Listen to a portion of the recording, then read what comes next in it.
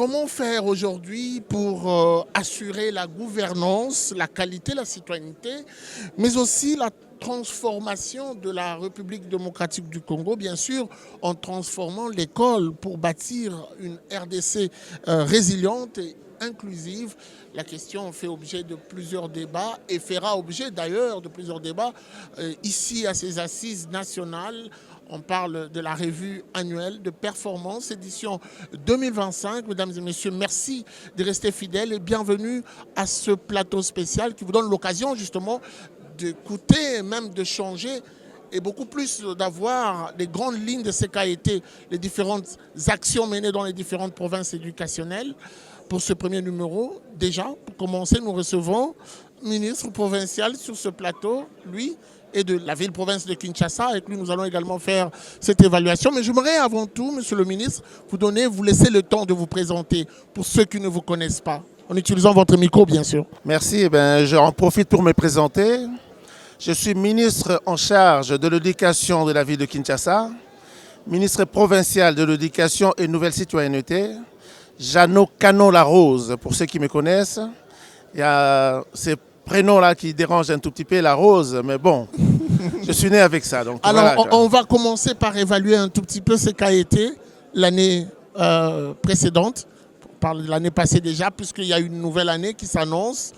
Quelles ont été les grandes réformes, vos forces, les grandes actions menées dans le respect même des recommandations de la RAP de l'année passée? Est-ce que vous avez été à la hauteur? Est-ce que vous avez intégré toutes les recommandations de la RAP? Quelles ont été vos forces, mais aussi quelles ont été vos faiblesses? Merci déjà pour la question. Effectivement, déjà au niveau de la ville de Kinshasa, nous avons déjà tenu nos assises de la revue annuelle de performance.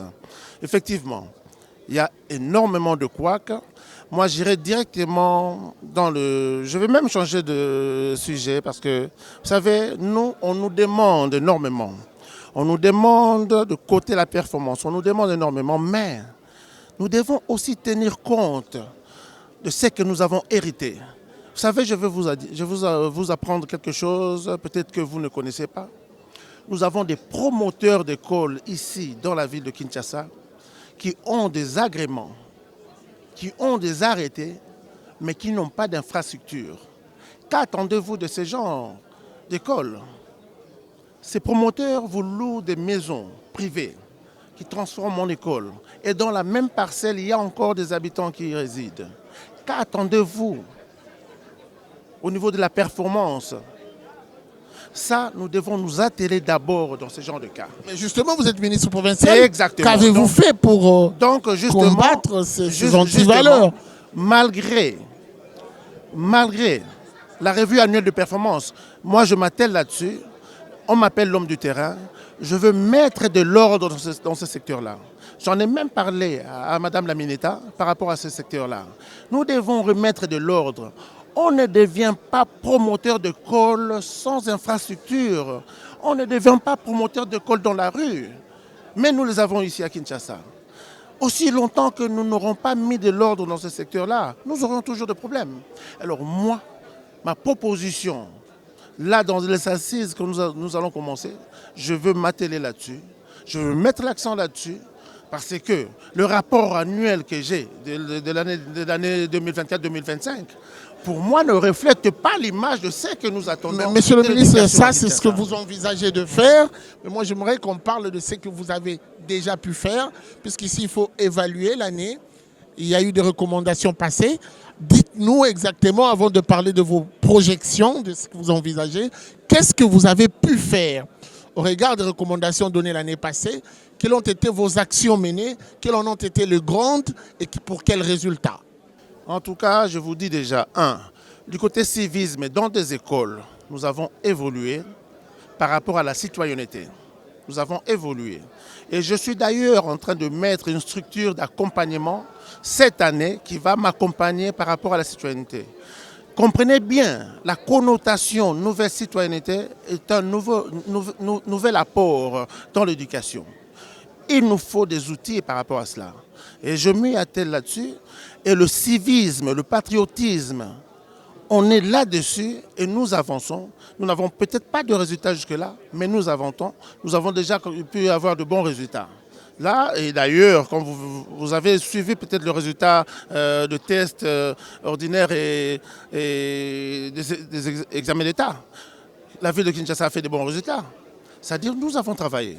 Sincèrement, nous avons travaillé. Quels sont les problèmes aujourd'hui qui doivent caractériser ou attirer le plus grand intérêt du gouvernement central en ce qui concerne les solutions à apporter ici à Kinshasa, dans les sous-secteurs de l'éducation? Ici à Kinshasa, comprenez bien déjà le monde évolue à la vitesse du numérique. Nous devons donner la possibilité à ces enfants d'en profiter. Malheureusement, jusque-là, nous parlons du numérique, mais nos enfants n'en bénéficient pas. Donc nous devons faire de gros efforts à partir d'aujourd'hui, à partir de maintenant même, pour donner la possibilité à ces enfants d'en profiter, d'en tirer profit. Vous avez vu, nous avançons. Nous avons même expérimenté l'IA. Mais aussi longtemps que nos enfants n'auront rien dans le numérique, on n'aura pas fait grand pas. Donc moi, de ce côté-là, je suis en train de penser à instaurer, à installer, à donner la possibilité au numérique de prendre place aujourd'hui. Vous voulez le faire en priorité, comme l'une de priorités? En tout cas, en priorité. Pour moi, c'est en priorité. Sinon, on sera toujours 50 ans en retard par rapport à d'autres cieux. Nous avons tous vécu dans d'autres cieux, nous avons vu ce que nous avons pu récolter de l'autre côté. Mais pourquoi ne pas mettre ça au profit de nos enfants? Ils en ont besoin. Ils en ont besoin. Et nous avons la possibilité. Mais il nous manque la volonté. Merci. Merci beaucoup.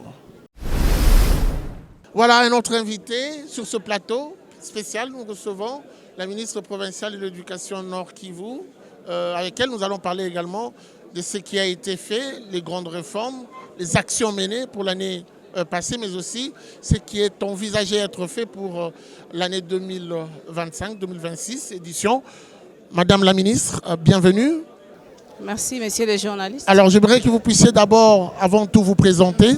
Oui, moi, c'est Priska Luanda Kamala. Je suis la coordonnatrice principale du gouverneur militaire du Nord Kivu en charge de l'éducation. Alors, on ne peut pas parler de l'arabe sans pour autant évaluer l'année précédente. Comment évaluez-vous l'année carrément scolaire passée et quelles ont été vos forces et vos faiblesses à la tête? Je peux dire tout d'abord, c'est la résilience parce que, comme vous le savez, nous sommes dans une province en guerre et c'est depuis le mois de janvier que le chef-lieu de la province a été pris par les rebelles du M23. Donc, vous comprenez que la situation éducative est très complexe au Nord Kivu parce que autant d'enfants se sont vus déplacés de leur milieu d'origine et ont fui la guerre. Ce que nous pouvons saluer, c'est ce que j'ai dit tantôt, la résilience. Les parents n'ont pas hésité d'envoyer les enfants à l'école, dans les milieux d'accueil. Mais aussi, nous saluons beaucoup plus l'appui du gouvernement central parce que nous avons vu l'intervention du gouvernement lors des épreuves certificatives qui ont été prises en charge par le gouvernement central. Nous sommes en train de nous battre sur tous les fronts. Ça veut dire que sur les 3 provinces éducationnelles que nous avons actuellement, il y a seulement une province éducationnelle qui est saine et sauve, mais d'autres provinces sont occupées par les rebelles. Donc, et donc la gestion vous échappe? Oui, la gestion n'est pas du tout facile parce que, comme vous le savez, l'éducation est apolitique. Nous sommes obligés, même dans ces zones-là sous occupation, de suivre l'éducation de nos enfants. Comment vous faites pour collaborer et faire un suivi? Puisque vous dites que c'est difficile, ce n'est pas impossible, vous avez quand même un œil. Comment vous faites pour assurer le suivi? Nous avons des services techniques qui sont là sur place.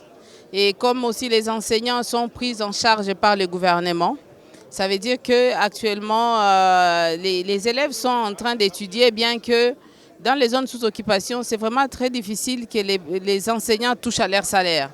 Donc nous sommes obligés de passer par beaucoup de mécanismes de paiement. D'ailleurs, la rentrée de l'année 2025-2026, on ne sait pas si ça sera vraiment apaisé parce qu'il y a de ces enseignants qui n'ont pas encore touché leur argent depuis le mois de janvier de cette année. Donc nous continuons à les sensibiliser, mais aussi à mener les plaidoyers au niveau national pour trouver des mécanismes d'encadrement non seulement de ces enseignants, mais aussi des élèves. Est-ce que vous avez pu, dans votre plan directeur, intégrer la gouvernance, la qualité, la citoyenneté pour transformer justement l'école, comme le dit la thématique, afin de soutenir la RDC, le développement de la RDC de demain? Ah oui, Si oui, qu'est-ce qui a été fait? C'est notre cheval de bataille parce que la qualité, la gouvernance, nous avons reçu de formation et nos enseignants sont capacités par rapport à ça. Donc je dirais dans des milieux qui ne sont pas occupés, c'est une réalité parce que nous devons tenir compte de la qualité de l'éducation. Déjà avec la gratuité de l'enseignement à l'école primaire, si nous n'avons pas la qualité, c'est vraiment, nous perdons tout. Donc nous tenons à respecter les recommandations de l'ARAP de l'année passée dans les milieux qui sont encore sous contrôle gouvernemental. Et je dirais que la province du Nord Kivu n'est pas restée en arrière par rapport à tout ce qu'il y a comme évolution dans les secteurs. J'aimerais qu'on parle aussi de la rentrée scolaire prochaine.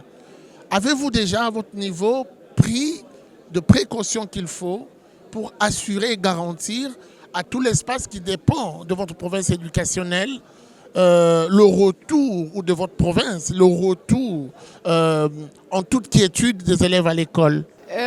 C'est pas évident. Je sais qu'avant de venir ici, moi-même j'avais effectué des rondes dans certaines écoles pour me rassurer que la rentrée sera effective. Mais nous avons beaucoup d'enfants qui n'ont pas où étudier parce que nous avons beaucoup de déplacés et ces enfants, je ne sais pas où est-ce qu'ils vont étudier parce que les écoles ne sont plus nombreuses pour accueillir ces enfants. Donc nous aurons ces problèmes-là des salles de classe et c'est un plaidoyer que nous faisons au niveau central pour qu'on puisse nous construire des salles de classe où on peut encadrer ces enfants pendant cette période de guerre parce que tous les enfants ont droit d'aller à l'école. Pourquoi est-ce que la province ne s'organise pas autour de l'enseignement à distance? Ça peut être une des solutions en termes de réforme pour justement permettre aux élèves de participer à l'éducation. Ah ouais, c'est aussi une possibilité, mais je dois vous dire que nous n'avons pas les moyens pour ça. Comme vous le savez, même le chef-lieu a été déplacé de Goma à Beni et nous n'avons pas le moyen de faire notre politique. C'est déjà 4 territoires sur 6 qui sont occupés par les rebelles et nous n'avons pas les moyens financiers pour organiser cet enseignement-là à distance. Je me rappelle d'ailleurs à l'époque de Covid, nous avons fait cet enseignement-là à distance, mais il faudrait qu'on ait des ordinateurs, des tablettes et des enseignements qui sont déjà disponibles soit sur radio, sur les tablettes, mais nous n'avons pas le moyen pour accéder à cette formation à distance. Alors on va se quitter avec cette question. Est-ce que vous avez également prévu une éducation ou un encadrement en situation d'urgence, puisque vous êtes encore, pour certains espaces ou territoires, sous occupation? Oui, ça se faisait quand on était encore à Goma. Comme vous le savez, la guerre a éclaté. C'est depuis 2022 que la population est en mouvement. Et dans certains sites de déplacés, on avait ces espaces-là d'encadrement temporaire. Mais, ça marche? Oui, ça marchait. Vous avez le feedback? Oui, mais actuellement, là, on a tout détruit. Donc, même dans les camps de déplacés où nous avions ces espaces, ça n'existait plus. Et là où nous sommes actuellement, il y a une concentration de la population à Lubero, à Beni, à Butembo. Nous n'avons pas encore de partenaires qui mettent en place ces espaces-là temporaires d'éducation de nos enfants. Donc, je continue à porter la voix de la population du Nord Kivu tout haut pour demander que les enfants du Nord Kivu bénéficient des mêmes droits de formation que d'autres enfants de la RDC. Et parce que s'ils restent longtemps dans cette situation, c'est nous tous, tous les Congolais qui auront à gérer les effets néfastes de cette non-éducation. Merci beaucoup. C'est moi qui vous remercie. Alors, un autre invité sur ce plateau, il s'appelle Nicolas, il est IPP, on est déjà avec lui ici pour parler du Haut-Katanga 1 principalement, le grand Haut-Katanga bien sûr. Avec lui, nous allons justement évaluer ce qu'a été l'année scolaire passée. Monsieur l'IPP, bienvenue, Nicolas. Merci beaucoup. On doit dire qu'on ne peut pas parler de l'arabe sans pour autant faire une rétrospection, essayer de voir ce qui a été fait, qu'est-ce qui a caractérisé l'année passée. Alors on va y aller avec deux questions simples, forces et faiblesses. L'année passée, avant de parler de projection, quelles ont été vos prouesses, les forces? Parce qu'on doit dire que le ministère attendait de vous des actions à mener. Vous avez eu la vision et même l'agenda en termes d'activités à mener. Quelles ont été vos grandes réussites, mais aussi quelles sont ou quelles ont été vos faiblesses? Merci beaucoup, monsieur le directeur, de la question posée. Disons, en ce qui concerne la province du Haut-Katanga, effectivement, nous avons mené des actions conformément au plan quinquennal de notre ministère, le plan quinquennal 2024-2025, non, 2024-2029, je veux dire, et sa mise en œuvre. Et dans ce plan quinquennal, nous avons pu mener un dialogue franc avec les partenaires, ce qui a fait que notre province, durant l'année scolaire 2024-2025, n'a pas connu de grève. C'est donc un point positif suite à ce dialogue permanent avec toutes les parties prenantes, qui est le tout premier principe directeur de notre plan quinquennal 2024-2029 du ministère. Il y a eu aussi des actions qui ont été menées dans le cadre pour garantir, pour la pérennisation de la gratuité. Vous savez, la gratuité institutionnalisée conformément à l'article 43 de la Constitution, et c'est depuis 2019, nous avons mis en œuvre, nous sommes en train d'opérationnaliser sur le terrain la vision du chef de l'État sur la gratuité, sous le leadership de son Excellence la Mineta. Et effectivement, dans notre province, la gratuité est effective. C'est donc un point positif et nous sommes à l'étape de la pérennisation de l'appropriation. Mais il est vrai qu'il y a eu aussi des réformes que nous devons piloter, que nous avons pilotées en province, conformément au plan quinquennal, au nombre desquelles réformes nous pouvons citer, n'est-ce pas, la digitalisation de l'examen d'État, plus particulièrement les opérations préliminaires de l'examen d'État. Et vous savez, monsieur le directeur, que notre province a été ciblée comme province pilote pour, n'est-ce pas, les opérations liées au scannage des copies de l'examen d'État. Nous l'avons mené et nous avons obtenu des résultats satisfaisants. Eh bien, je pense que nous sommes dans le bon. Le curseur est maintenant placé sur la qualité de l'enseignement, parce que cela fait partie du deuxième pilier stratégique de la stratégie secteur de l'éducation et de la formation, et aussi bien repris dans le plan quinquennal 2024-2025.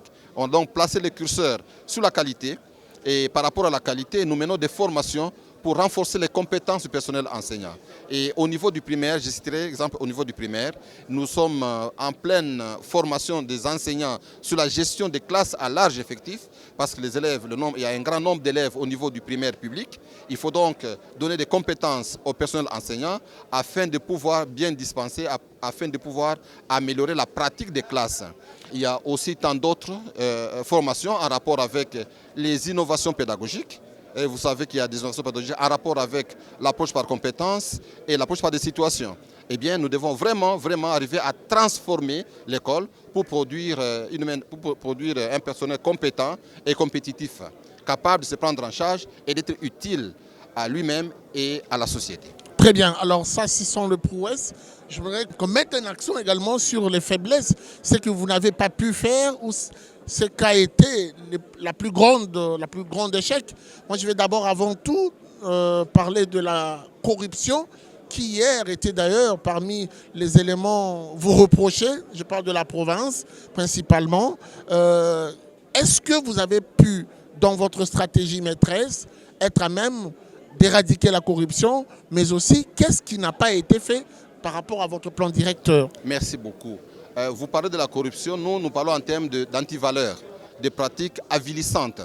Dans notre feuille de route, nous avons aussi retenu, n'est-ce pas, la lutte contre les antivaleurs, au nombre desquelles nous pouvons citer bien sûr la corruption au niveau de l'école, bien sûr, et toute autre forme d'antivaleurs.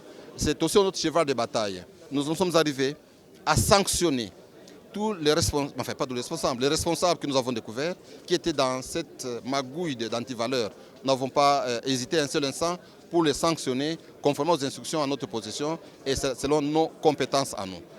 C'est encore une lutte et je vous informe que la lutte contre les antivaleurs, la lutte contre les pratiques avilissantes, c'est une lutte qui doit être permanente et non occasionnelle, permanente. Ça doit être permanent et nous sommes dans ce bateau de changement, dans le bateau de la lutte contre les antivaleurs dans notre province. Votre échec?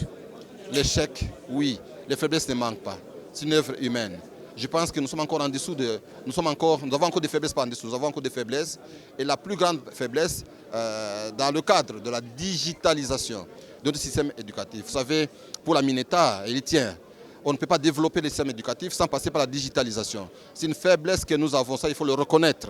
Mais néanmoins, dans cette faiblesse, c'est d'abord sur le plan de l'équipement en outils informatiques, n'est-ce pas, en ressources informatiques, et c'est aussi la capacité ou le renforcement des compétences du personnel enseignant dans le cadre de la digitalisation du système éducatif. L'enseignement en ligne, nous avons commencé, mais c'est encore une faiblesse. Nous avons commencé avec l'enseignement en ligne dans notre province. Ça, je vous informe. Avec l'IFADEM, 100% en ligne. Dans notre province, on a commencé l'animation des réseaux d'écoles de proximité en ligne et non en présentiel. En ligne. En ligne pour permettre à ceux-là qui sont éloignés de pouvoir participer aussi à ces formations-là afin d'améliorer leurs pratiques professionnelles, afin d'améliorer leurs pratiques et par voie de conséquences aussi, améliorer la qualité de notre système éducatif. Alors on va se quitter avec cette question. Les assises nationales de la revue annuelle de performance jettent un regard sur la gouvernance, la qualité, la citoyenneté. Pour cette revue, il s'agit de transformer l'école pour garantir une RDC résiliente et inclusive. Quelle sera pour vous votre stratégie maîtresse pour intégrer cet aspect de choses? Nous l'intégrons déjà. Dans cette revue ici, comme cela a été annoncé, c'était un moment de redevabilité. Et un moment où nous devons jeter un regard sur ce que nous avons fait l'année passée et proposer des recommandations capables de transformer notre école. Il faut que l'école soit véritablement un milieu où l'enseignement est un enseignement de qualité.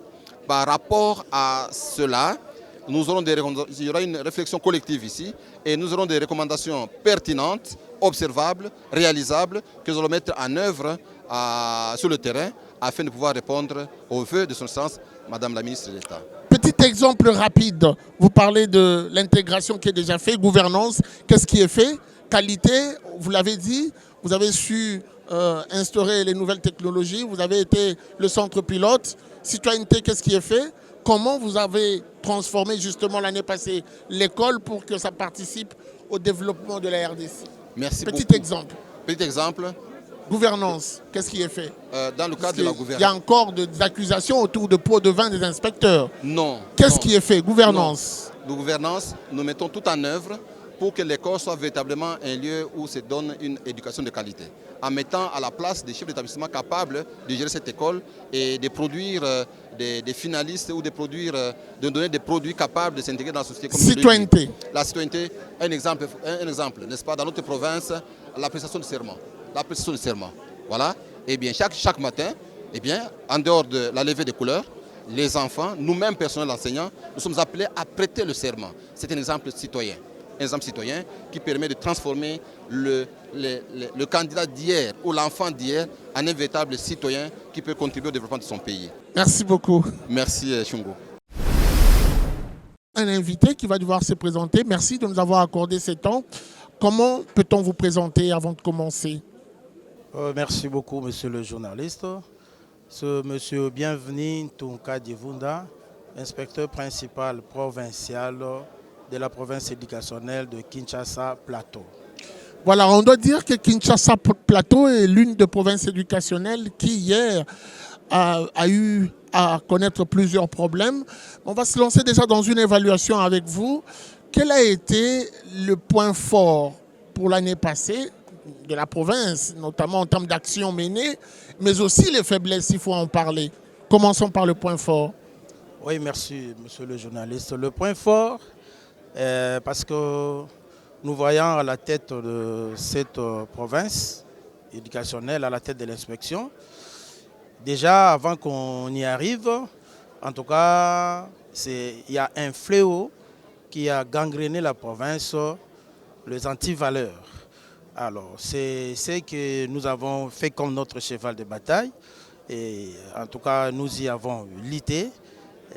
D'abord en commençant en sensibilisant la population éducative dans l'enseignement, afin que chacun puisse vraiment manifester, prouver une citoyenneté manifeste par rapport à toutes les activités et chacun selon ses responsabilités.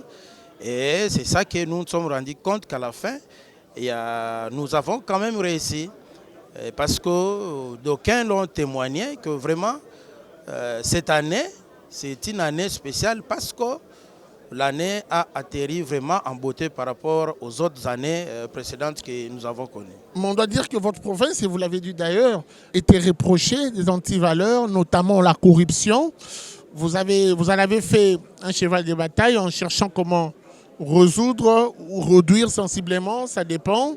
Mais qu'est-ce qui a exactement été fait et à quel pourcentage vous avez réussi à rompre avec les antivaleurs dans cette province et quelle a été la stratégie en tant qu'inspecteur principal justement, puisque la qualité c'est vous? Oui, en tant qu'inspecteur principal, d'abord la première des choses c'est la sensibilisation et la responsabilisation de tout un chacun devant ses actes. Et nous avons inculqué à la population de pouvoir vraiment, comme je venais de le dire, observer une citoyenneté manifeste.